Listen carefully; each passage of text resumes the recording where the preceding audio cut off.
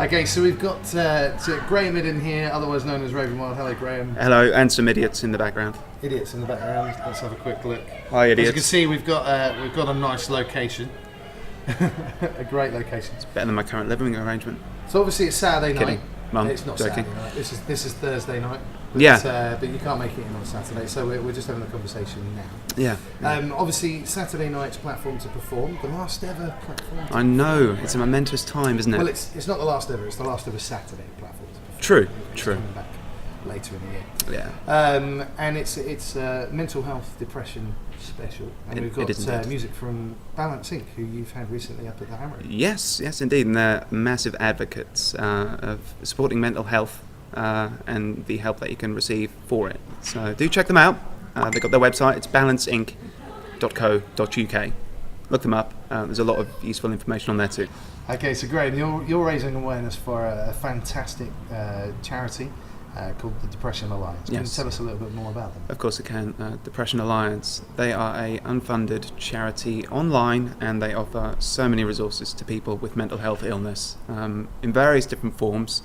So if you or somebody that you know happens to be suffering from something, or you suspect that they are, or even yourself, check them out. It's free.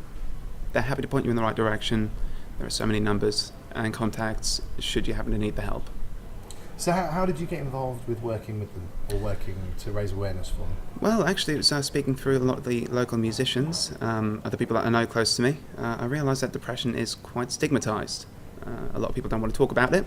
A lot of people are afraid of being judged because they have it, or admitting that they have it.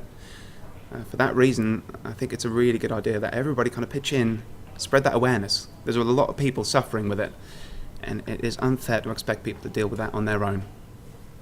So do you have any sort of personal stories or people that you know, not asking you to mention them, but No. like personal involvement with people who have been depressed or who have been having mental health issues and that sort of thing? Yeah, of course. A lot of the local musicians, actually, several of them have been quite brave to stand up and say, I have or am suffering from mental health illness. And that is something very commendable. They are setting the trend. I have a lot of admiration for them as well. I won't name names, it's entirely up to them if they want to say something, but yeah, a lot of those guys have been very, very brave in coming forward with that. And I think really, music is a great outlet, it's a great tool, it's emotive, and that's really what we need here. We need something that is going to be able to combat those general feelings of downtroddenness, unable to bear. We can relate with music. And for that reason, I think it's great that the musicians specifically have come forward. I know a few other people personally. Once again, I'm not going to name names, but yeah, there's quite a lot of people suffering with that. Okay, so with the stigma that's attached to mental health and depression and the like, do you think that we need to sort of keep serious with it, or do you think we should have a laugh and embrace it as part of an everyday part of life, really? Well, it's a very serious condition. We should definitely take the illness itself seriously. The people who suffer with it certainly do. It's a crushing burden that they have to bear every single day. And that's in all different forms of mental health illness. But how we combat it? Once again, as long as it's raising awareness, I can't see any problem with it, whether that be in music, art, literature, anything really. As long as we're bringing it home that a lot of people suffer with it, and a lot of people need the help, I could see no fault. Okay, so just talking on the lighter side of everything else, you've been also known to be a little bit of a mad professor, or a mad scientist. So how's that all going? What's happening in your laboratory? I don't know why people have associated this. I'm not brewing explosives. It's nothing like that. I'm just kind of messing around with different equipment. We're having a bit of fun with it at the moment. Just been doing a little bit of online marketing. I won't reveal the details of that, but I've got a few things coming up, so it's all good fun. And for any of the musicians that might be watching this, get in touch with me, because I've got a few contacts. I might be able to share the wealth, if you will.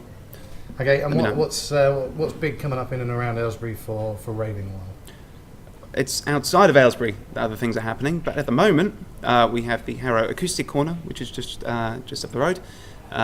We're working in conjunction with Dream Chaser, also doing the Jam Jar here. We're just trying to tie musicians everywhere, and yeah, we really want to kind of make that a success. And when is that? When is that? That's every Monday, 8 till 8, and the Jam Jar, as you know, is on a Thursday here. from 9 till whenever they decide to close, really. It's 1 a.m. 1 a.m. Is it though, Paul? It is, yeah, it is 1 a.m. We're very strict on the time. Oh, are we? Oh, Yeah, oops, sorry. That's all right. That's okay. And of course, you're doing some performances on Hobble Off the Cobbles. Yes, indeed, one here at the Harrow Summer Social. I've got an appearance in Tame and on the radio as well. Wow, you are busy. And then you've got an album launch, or an EP launch coming soon. Do indeed. And we're also going over to Pinewood Studios where they're filming the new Star Wars film. It's a secret. Oh, we're not going to Pinewood Studios. Forget I said that. Well, just on the off chance, you probably won't. You never respond to me on Twitter. Anyway, J.J. Abrams, if you're watching this, why haven't you dressed the security guards as stormtroopers? I've asked you like 50 times, man. Seriously. Idiot. Look at me, I'm all big with my Star Wars. No, you're not. You're an idiot. You're just following off from George Lucas. Idiot.